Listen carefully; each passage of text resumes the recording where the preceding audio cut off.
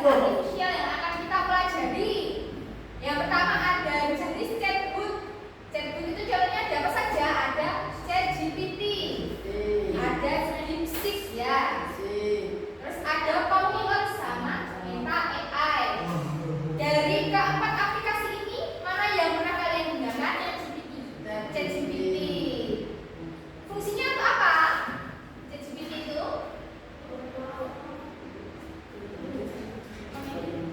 mengedit ya. Jadi chatbot itu berguna untuk membantu pengguna dalam menjawab suatu pertanyaan secara otomatis dan cepat.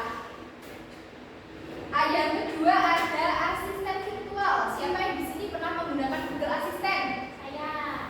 Ada yang bawa HP? Oke. Nah, mungkin salah satu bisa maju ke depan buat mempraktekkan kepada temannya. Cara menggunakan Google Assistant itu bagaimana sih? Ada yang mau maju?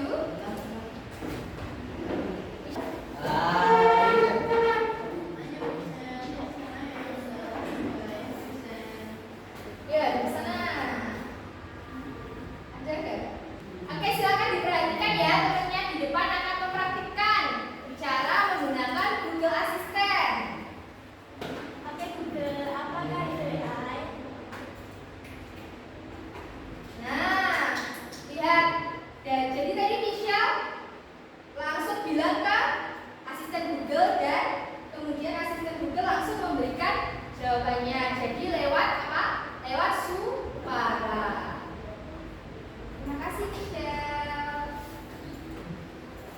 Jadi di sini asisten virtual itu bisa membantu kita juga dalam membuat sebuah jadwal atau mencari sebuah informasi. Kalau mencari sebuah informasi, contohnya seperti Michelle tadi, dia mencari informasi tentang pengertian apa itu AI. Kalau pembuat jadwal juga bisa, nanti bisa dicoba di rumah di HP kalian masing-masing ya. Dan selanjutnya ada penerjemah otomatis atau Google Translate. Nah, sekarang kan sudah canggih ya. Jadi setelah ada Google Translate ini, kita bisa mudah dalam berkomunikasi dengan orang lain yang berbeda bahasa. Contohnya kalau kalian seumpama ya akan berlibur ke Bali, kemudian kalian akan bertemu dengan turis asing, entah itu dari Inggris atau dari Amerika. Kira-kira apa yang akan kalian lakukan kalau kalian nggak paham dengan bahasa mereka? Nah, kalian bisa menggunakan Google Translate. Jadi tinggal, kan sekarang sudah ada voice-nya ya. Voice-nya tinggal didekatkan, kemudian nanti dari voice yang masuk itu akan menerjemahkan bahasa yang disampaikan. Yang keempat ada sistem pengenal suara atau biasanya contohnya ada Google Speech Text, yaitu bisa membantu penyandang disabilitas, contohnya tunanetra sama disleksia. Jadi di sini bisa membantu dalam proses pembelajaran. Kan kalau yang tunanetra kan nggak bisa membaca ya, maksudnya dia tidak bisa melihat. Maka dengan adanya sistem pengenal suara ini, kita bisa membuat media pembelajaran melalui suara. Ini juga biasanya digunakan di dalam CapCut. Kalau kalian pernah ngedit suara, kemudian mengganti suara kalian kan perempuan ya, sama Michelle, suaranya perempuan, pengen diganti ke suara anak-anak atau suara cowok. Nah, itu bisa menggunakan dari sistem pengenal suara ini atau Google Speech Text itu. Jadi dia bisa mengubah suara, bisa juga mengubah dari teks menjadi suara atau sebaliknya ya. Nah, perannya yang pertama bisa meningkatkan efisiensi, yang kedua membantu dalam penerjemahan, yang ketiga meningkatkan aksesibilitas, ini tadi dalam membantu penyandang disabilitas tadi ya. Yang keempat mengoptimalkan informasi.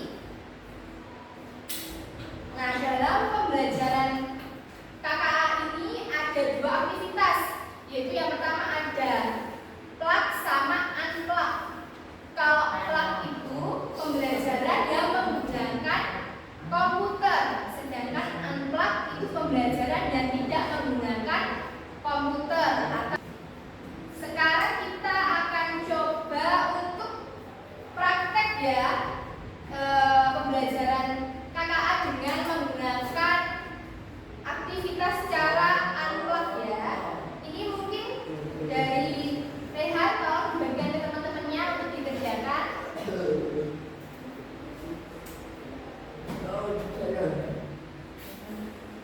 Semua ya.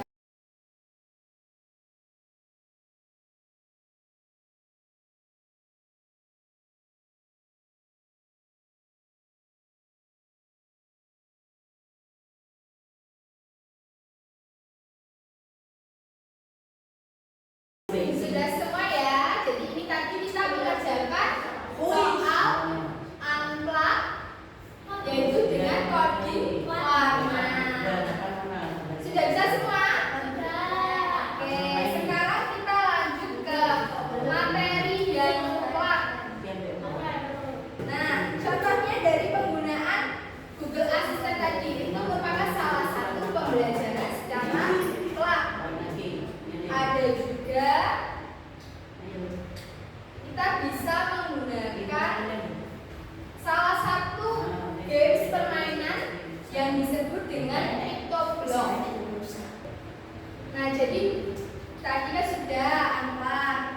Di aktivitas yang plug ini kita akan belajar menggunakan chatbook sederhana yang bisa menggunakan aplikasi atau web dari PictoBlock. Jadi PictoBlock di sini juga bisa digunakan sebagai media pembelajaran atau media permainan. Ada yang sudah bisa mengaksesnya?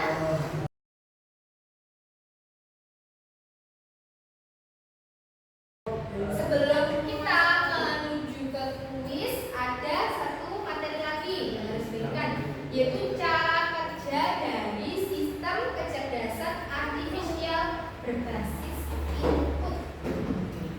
Input itu apa? Input itu berarti kita memasukkan data atau mengirim data baik berupa teks, gambar, ataupun suara atau dokumen. Kemudian sistem kecerdasan artifisial akan memproses dari data yang sudah kita kirimkan.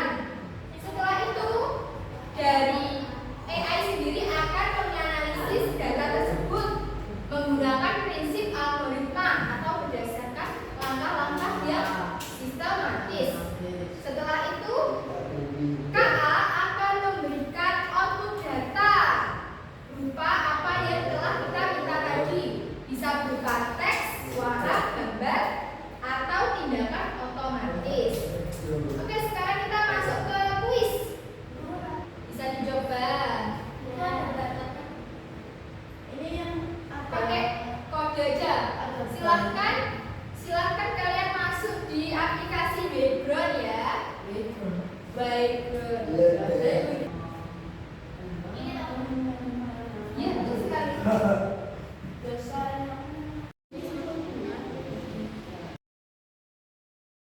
Mulai ya, kita siap. 5, 4, 3, 2, 1, gas. Nah, contoh dalam bidang transportasi.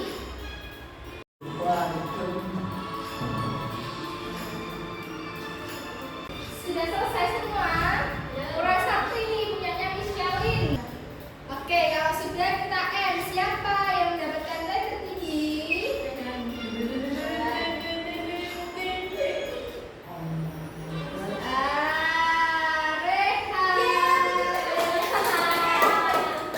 Rehan nomor 1. Nomor 2 ada Yese dan nomor 3 ada Michelin. Nah, mungkin dari pertanyaan tadi yang susah nomor berapa? Tidak ada. Atau 2? Sudah ada pertanyaan ya? Oke. Sekarang Bu Elis tanya, apa yang kalian pelajari pada pembelajaran hari ini? Hari ini belajar tentang apa? Pembelajaran hari ini sudah selesai. alfabet